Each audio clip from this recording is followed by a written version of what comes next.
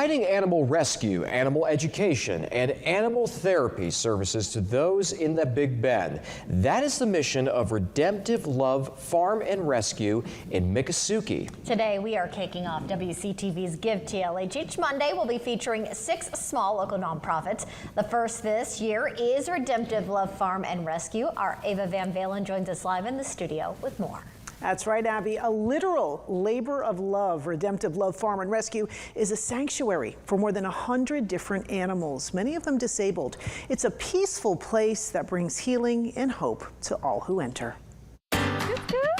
Scooter the goat is having fun as usual, roving around his spacious pen in his wheelchair. He's one of the many animals at Redemptive Love Farm and Rescue who were surrendered to the farm to receive desperately needed vet care, rehabilitation, and physical therapy. Everybody kind of knows Scooter, who has a wheelchair. He lives here at the farm permanently because his rehab never discontinued. So he stays here so I can make sure he's taken care of. But there's been so many other little goats that have learned to walk and moved on to great families in the community. Shannon Carroll is the founder and executive director of Redemptive Love Farm and Rescue, which sits on 12 acres of historic farmland in Wctv. She bought the farm in 2015 to be a backyard homesteader and homeschool her 7 adopted children, some of them with special needs. In 2016, to help fund her animals' care, Shannon opened the farm as a business, providing a petting zoo and birthday parties.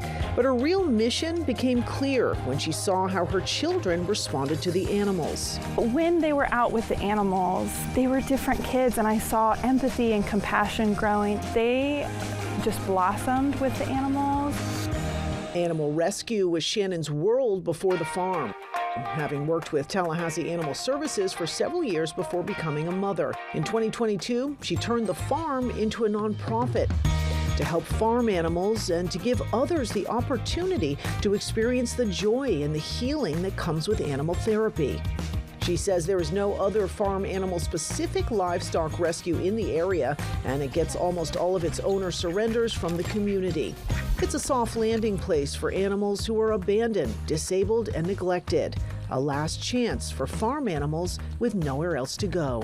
Last year, we took in 250 farm animals. A lot of those did need vet care and a lot of rehab and physical therapy. The farm also hosted over 120 field trips and over 6,000 students. It teaches agriculture education, provides animal therapy for the community, and is starting the process of becoming a therapeutic farm center. Yes, I love you. Milagros Pollock is now the farm's education director. Oh my goodness. But she first came for healing. After being diagnosed with stage 4 breast cancer during the pandemic, she says everything shut down and she had nowhere else to turn.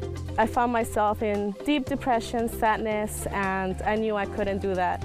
So Shannon has been a blessing to me. I would message her, be like, can I come to your farm and sit around, hold an animal? And she said, you can come anytime that you want. I knew at that moment that if he helped me, it could help so many other people.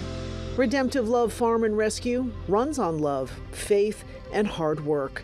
One woman's mission in her daughter's name. In 2023, Shannon lost her daughter Brittany, whom she had adopted when Brittany was 10. She was deemed unadoptable by the state of Florida due to her severe disabilities. Upon adopting her, Shannon was told Brittany only had 6 months to live.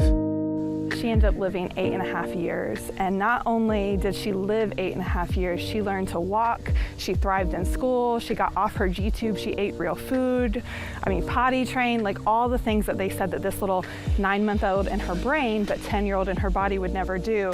She completely surpassed that. They said that she'd never see it to adulthood, and she died at 18.5, so she was a little adult. Shannon calls it the catalyst of her life and says what she does now is all for Brittany. She says if Redemptive Love Farm does win the grant, it would be miraculous. We would really be able to focus on the services that we provide for the community, and we would really be able to just focus on our animal care. This grant would be one of those things that just allows us to breathe and really pour into what we're already doing and what we want to do more of for the community. And after realizing that pollinators like butterflies were on the decline, Shannon created small butterfly gardens at the farm to raise and release native butterflies like monarchs and black swallowtails. So far, she has raised and released more than 300 native butterflies. Now, if you would like more information about volunteer opportunities at Redemptive Love Farm and Rescue or would like to donate, go to redemptivelovefarm.com.